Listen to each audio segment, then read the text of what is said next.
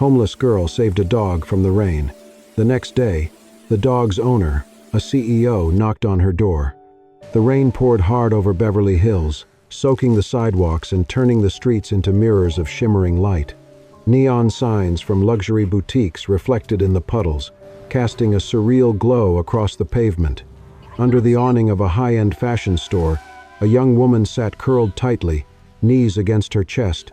Violet was 20, though she felt far older. Her long, wavy blonde hair was damp and clung to her cheeks, peeking out from under the hood of a faded gray sweatshirt.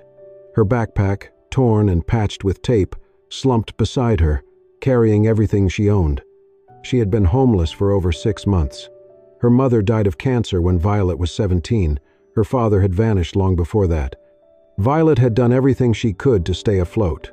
Worked odd jobs, applied for scholarships, held on to a studio apartment for as long as she could, until one missed payment turned into eviction, and one job loss became a landslide. Still, she had her art. Clutched to her chest, wrapped carefully in plastic, was a wooden sketch box. Inside were drawings she refused to let the world take, fairy tale scenes, children's book illustrations, portraits of people she remembered or imagined when hunger took over. It was all she had left of who she once wanted to be. Her stomach growled. She ignored it. Rain dripped from the awning, soaking her shoes. She shivered, pulling her cardigan tighter, wishing for something warm, food, a voice, anything. Then, screeching tires. She looked up fast. A white-silver blur darted across the road. A husky, beautiful but panicked, bolted into the street as a black Porsche came skidding around the corner. Violet didn't think. She just moved. She sprinted off the curb and into the road, arms out. The husky slipped, eyes wide. The Porsche's horn blared. Violet lunged forward, grabbing the dog and tumbling out of the way, just as the car slammed its brakes, stopping inches from them. For a second, there was silence, except the pounding of her heart. The husky shook against her, soaked and trembling. "It's okay," she whispered, holding him close. "I got you." People had stopped to look. No one came forward. No collar, no leash. No one claimed him. Violet stood up slowly. The dog pressed against her leg, silent but trusting. "Let's get out of here," she murmured. She led him through alleys and back streets to the only place she could, a forgotten warehouse behind an old parking garage. She pried the rusted door open. Inside, the air was musty and damp, but it was dry. She laid him gently on a thin blanket she'd found weeks ago. Then she pulled out her emergency towel, meant for her, and began drying his thick fur. Underneath the mud, he was stunning. His blue eyes watched her every move, calm now. She reached into her bag and pulled out her last can of food, baked beans.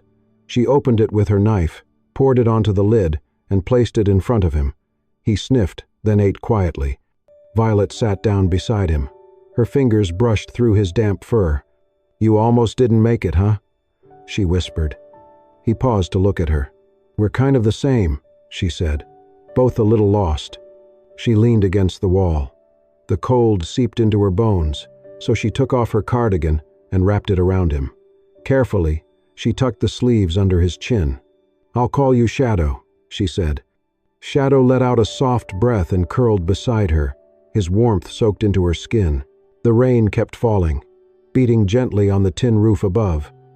Violet closed her eyes, one hand on his back.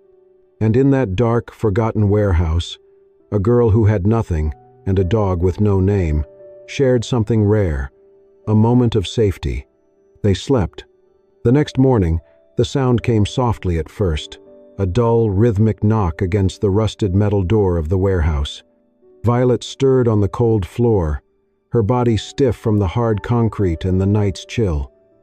Beside her, Shadow lifted his head from her cardigan and let out a quiet whine. The knocking came again, firmer this time. Violet sat up, heart pounding. No one ever came here. Her first thought was that someone had come to drive her out. She reached to steady Shadow. But the dog perked up and, before she could stop him, bounded toward the door, tail wagging. He barked, loud and eager, the happiest sound she'd heard from him.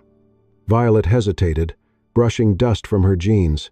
Slowly, she crossed the floor and unlatched the door.